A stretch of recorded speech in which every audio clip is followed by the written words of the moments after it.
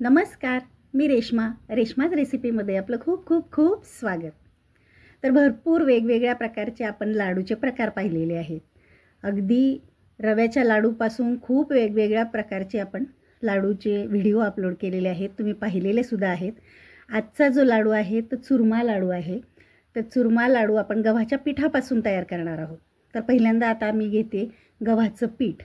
4 वाट्या गव्हाच्या पिठापासून आपण हे चुरमा लाडू बनवतोय. तर आता गव्हाचं पीठ अगदी जाडसर पाहिजे दळायला, आपण दळून आणलेलं पाहिजे. तर अगदी हलकंसं हाताला थोडासा त्यामध्ये रवा लागेल असं दळून आणायचं. आणि जर तुमच्याकडे रवा जाडसर दळलेलं पीठ नसेल तरी मी पुढे काय करायचं ते सांगते.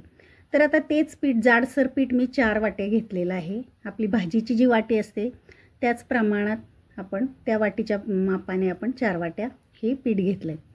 आता हे पीठ जर तुमच्याकडे जर नसेल तर तुम्ही 3.5 वाट्या हे आपलं चपातीचं जे बारीक पीठ असतं गव्हाचं ते घेऊ शकता आणि अर्धी वाटी रवा त्यामध्ये मिक्स करू शकता.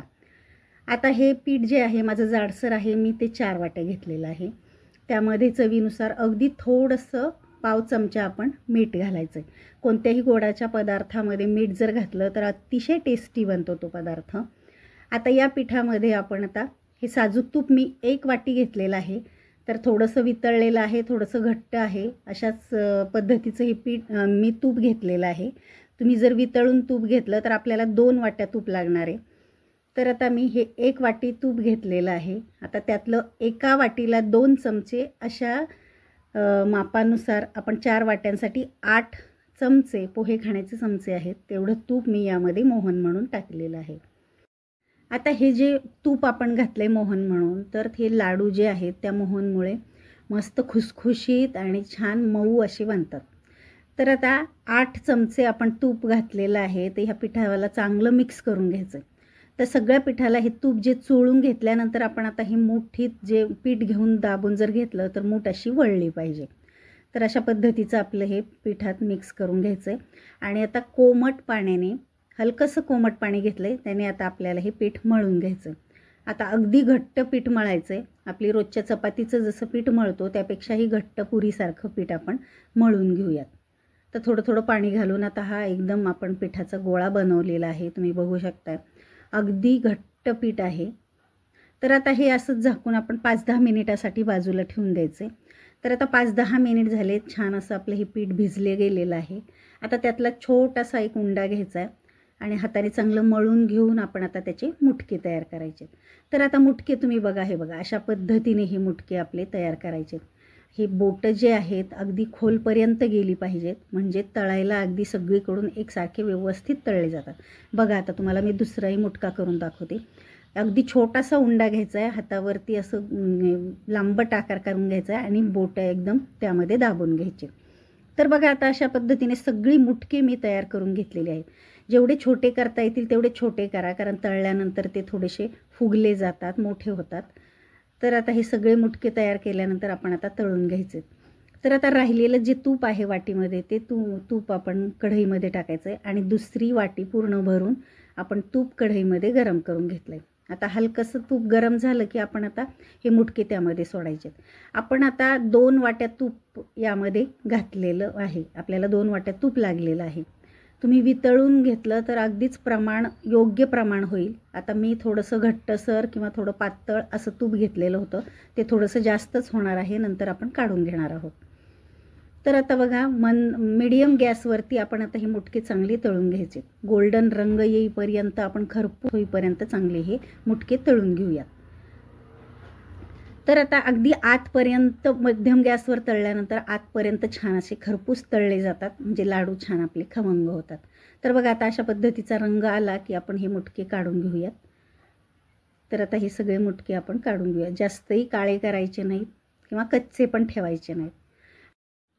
तर अशाच पद्धतीने आपण आता जे राहिलेले मुटके आहेत तर दुसऱ्या बॅचचे आपण आता तळून घेऊयात. तर आता हे तळण्यासाठी जास्त तूप लागत नाही. तुम्हाला तुपात तळायला आवडत नसेल किंवा तूप आवडत नसेल तर तेलामध्ये सुद्धा तुम्ही हे मुटके तळू शकता आणि नंतर थोडंसं तूप नंतर वापरू शकता. तर आता आपण तुपामध्ये सर्व हे लाडू करतोय. आता दुसऱ्या बॅचचे आपण आता हे जे मुटके आहेत ते तळून घेऊयात. अशाच पद्धतीने हा रंग जो आहे तो आला पाहिजे मुटक्यांना. तर सगळे आपण आता हे जे मुटके आहेत ते तळून घेतलेले आहेत. तर एवढं तूप आपलं शिल्लक राहिलं आहे. आता हे मुटके बघा, तुम्ही बघू शकताय तळल्यानंतरसुद्धा थोडासा रंग अगदी डार्क झालेला आहे. ते थंड होण्यासाठी आता आपण काय करणार आहोत, हे बघा थंड होईपर्यंत ठेवायचं आहे. आता थंड होण्यासाठी आपण त्याचे छोटे छोटे सुद्धा तुकडे करून ठेवले की लवकर थंड होतात. हे बघा अशा पद्धतीने आतमध्ये सुद्धा बघा एकदम छान मस्त तळले गेलेले आहेत. असे त्याचे छोटे छोटे जर तुकडे केले तर लवकर थंड होतात.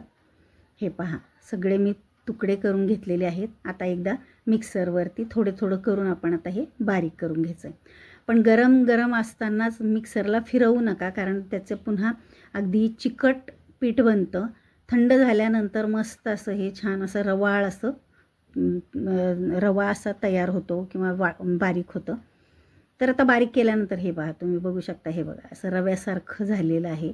आणि आता एका चाळणीमध्ये आपण आता हे चाळून घ्यायचं, म्हणजे अगदी एकसारखं रवाळ मस्त असं हे खरपूस असे छान लाडू होतात. हे बघा अशा पद्धतीने रव्यासारखं हे पीठ तयार होतं.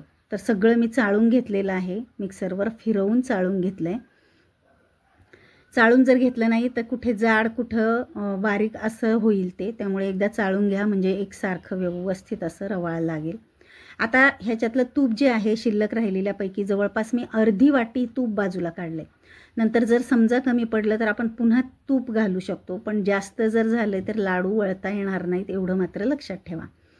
आता तूप आपण चांगलं गरम करून घ्यायचं आहे. पुन्हा तुम्हाला जर यामध्ये ड्रायफ्रूट्स घालायचे असतील तर ड्रायफ्रूट्स तुम्ही या तुपामध्ये पहिल्यांदा तळून घ्या. पण मला अगदी सॉफ्ट लाडू करायचे आहेत, त्यामुळे मी ड्रायफ्रूट्स यामध्ये घालणार नाही आहे. आता तूप चांगलं तापल्यानंतर त्यामध्ये मी 2 वाट्या गूळ घातलेला आहे.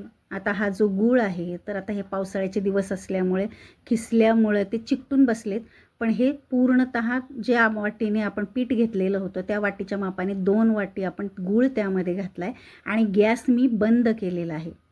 पुन्हा एकदा नीट लक्षात ठेवा, गॅस बंद केला आहे आणि आपल्याला याला पाक करायचा नाही, फक्त हे जे गूळ आहे तो तुपामध्ये फक्त आपल्याला विरघळून घ्यायचा आहे. तर गॅस चालू ठेवू नका, गॅस बंद केल्यानंतर हे गूळ जो आहे तो तुपामध्ये चांगला विरघळून घ्यायचा आहे. आणि आता विरघळलेला जो गूळ आहे आता या तुपासकट आपण सगळं जे आहे हे आपण हे बारीक केलेलं जे रवाळ पीठ आहे ते त्यामध्ये टाकायचं आहे आणि उलटण्याच्या साहाय्याने आपण आता हे सगळं एकजीव करून घ्यायचं आहे. तर आता आपण याचा पाक बनवलेला नाही, त्यामुळे कडक होण्याची भीती अजिबातच नाही, अगदी मऊ लुसलुशीत असं हे लाडू होतात. तर आता फक्त जे गूळ आपण तुपामध्ये विरघळला आहे त्याचा कच्चेपणाचा वास जातो आणि लाडू पण अगदी टेस्टी बनतात. त्यामुळे गूळ घातल्यामुळे सुद्धा चव अगदी वेगळी लागते असंही नाही, खूप छान चव येते त्याला. आता हे सगळं आपण मिक्स करून घेतलं आहे. आता हे थंड व्हायला ठेवायचं आहे. जसं जसं आपण मधून मधून हलवायचं आहे आणि जोपर्यंत आपल्याला लाडू वळता येत नाही तोपर्यंत हे थंड करून घ्यायचं आहे. आता त्यामध्ये मी थोडेसे वेलदोडे, सुंठ, जायफळ पूड त्यात टाकलेली आहे आणि आता हे सगळं एकदा मिक्स करून घ्यायचं आहे. आता थंड झाल्यावर सुद्धा जेव्हा तुमचे लाडू बांधायला येतील किंवा वळायला येतील तोपर्यंत आपण आता हे चांगलं मिक्स करत राहायचं येता जाता. त्यातलं तूपसुद्धा थोडंसं आळलं जातं आणि जसं जसं थंड होईल तसं तसं हे मिश्रण जे आहे ते थोडंसं घट्ट होतं आणि लाडू चांगले वळता येतात. आता हे मी खसखस थोडीशी भाजून घेतलेली आहे. आता ह्या लाडूला आपण ड्रायफ्रूट्स घातलेले नाहीत, त्यामुळे वरून डेकोरेशनसाठी किंवा चवसुद्धा खूप छान येते. भाजून घेतलेली खसखस आपण लावणार आहोत.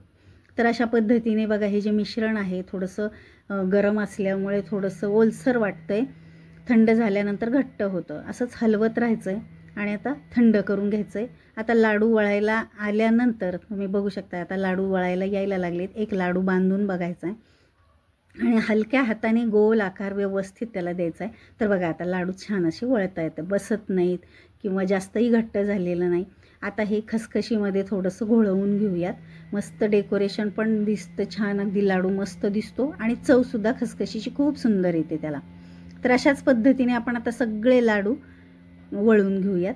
तर मस्त अगदी चवीला अगदी छान खुसखुशीत मऊ आणि टेस्टी लागतात. तर बघा आपले लाडू सगळे वळून तयार झालेले आहेत. 4 वाटी पिठापासून हे आपले लाडू एवढे तयार झालेले आहेत. आता जर लाडू वळताना हाताच्या गरमाईमुळे तूप वितळून थोडेसे लाडू जर बसत असतील तर थंड झाल्यानंतर पुन्हा हाताने गोल करून थंड झाल्यानंतर डब्यामध्ये भरू शकता. आता एका डिशमध्ये किंवा एका प्लेटमध्ये आपण काढून घेऊयात. तर आता बघा, अशा पद्धतीने हे जे लाडू आहेत आपले खुसखुशीत मऊ खमंग असे लाडू आपले मस्त तयार झालेत. तुम्हाला आवडले असतील तर एकदा नक्की तुम्ही ट्राय करून पहा. अशी चुरमा लाडू खूप सुंदर लागतात.